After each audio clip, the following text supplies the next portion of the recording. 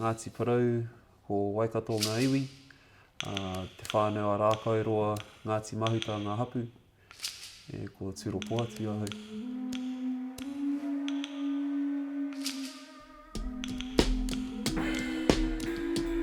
First started playing drums like properly was in high school. My older brother, he goes, oh, there's a drum kit in the shed, you want to have a look? I was like, oh yeah, cool. Didn't know how to play it, just jumped on and made a whole heap of noise. But it was not until I got to high school where I actually learned holding a beat, learning all the other aspects of drumming, working with the brothers Reti and Moetu, and also just seeing some of the Taonga Puoro I've never seen before. It's unique. It'll be good to see that pushed out to the world. Like Reti will play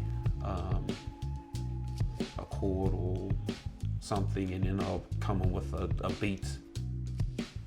Just to get on a big stage, that's an individual. It's probably a goal I would love to do.